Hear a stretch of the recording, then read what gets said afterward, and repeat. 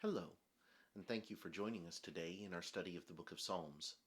Today we are in Psalm 81, and this is another psalm of Asaph, and it is going to be focused on reminding Israel of what their responsibility toward God is, and some of the agreements that Israel had made toward God in days gone by.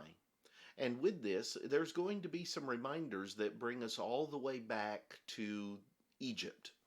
And so keep that in mind as we go through and read the text for today.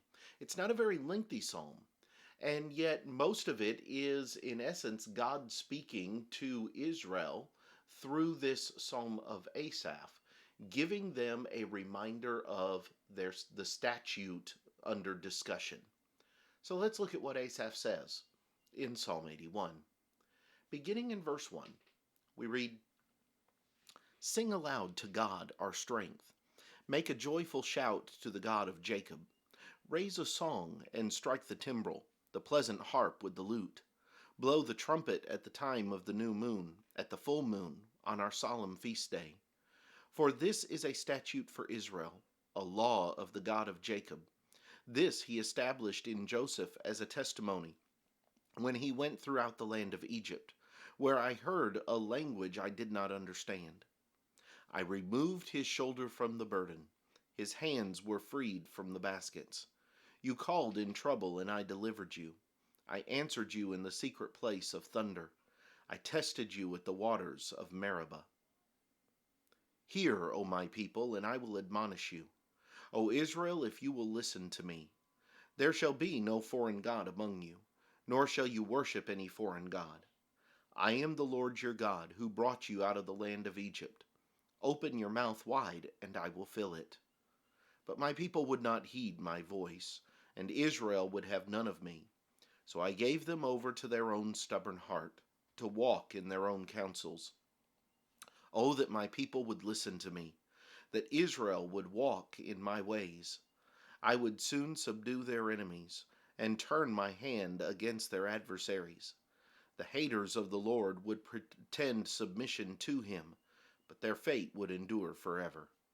He would have fed them also with the finest of wheat, and with honey from the rock I would have satisfied you." As you look at Psalm 81, you have here God, through the Psalm of Asaph, giving this message and this reminder to the Israelites of what their promises were and of what the command of God was, and how things could be different if the heart of Israel was different. I want to key in on a couple of different statements that God is going to make in this particular statement that Asaph is going to give. Notice what he says in verse 5. He says, I removed his shoulder, or rather, verse 6, I removed his shoulder from the burden, his hands were freed from the baskets. You called in trouble, and I delivered you. I answered you in the secret place of thunder. I tested you in the waters of Meribah. This is going to take us all the way back to God bringing them out of the land of Egypt hundreds of years earlier, when all of the events happen in the book of Exodus. And so you have God reminding them that as a people, as Israel, I removed his shoulder from the burden. That's the burden of slavery. His hands were freed from the baskets. Again, a reference to slavery. He says, you called in trouble and I delivered you, sending Moses and Aaron to go and to deliver them out of Egypt and bringing them to Mount Sinai and later to Canaan. God says, I did all of this. And so, verse 8, hear, O Israel, and I will admonish you. O Israel, if you will listen to me. This is not Asaph that is speaking. This is God. This is God trying to get Israel's attention. If you will just listen to me. The command was, there shall be no foreign god among you. You shall not worship any foreign God.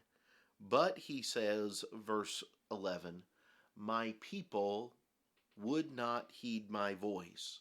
And so while they called in trouble and he delivered them, at the same time, he's going to say in verse 12 that I gave them over to their own stubborn heart, because they would not do that one main thing that was integral to everything else working, and that was to not follow after other gods, to have no other gods before him, and to not make any graven image, and so on and so forth, from the Ten Commandments in Exodus chapter 20. And yet here, God says, I just wish the people would listen to me. If they would walk in my ways, I would subdue their enemies. I would take care of their problems.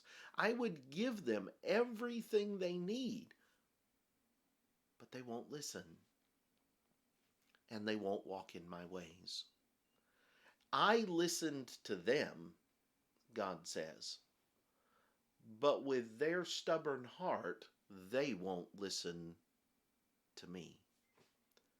How many times do we find ourselves in the same situation with God? We expect God to listen to us. We want God to hear us when we cry out to him for help, when we cry out for deliverance, when we want him to step in. But then we have a stubborn heart when we don't want to listen to him. You see, the relationship, when you're talking about any kind of relationship, and it's equally so in our relationship with God, that the relationship has to work both ways. If only one side is ever doing the listening and ever responding to what is being asked of them, then that's not a healthy or thriving relationship. As a matter of fact, it's a relationship that eventually is going to break. And that's what God's talking about here. He says, I listened to Israel, but Israel did not listen to me. If we're not careful, we will fall into the same difficulties. And we will have the same problems in our relationship with God when we want God to listen to us, but we don't want to listen to him. These are some of the things that I see in Psalm 81. I hope that they're beneficial to you. Thank you for viewing the video today, and I hope that you'll come back next time when we examine Psalm 82. But until then, have a great day.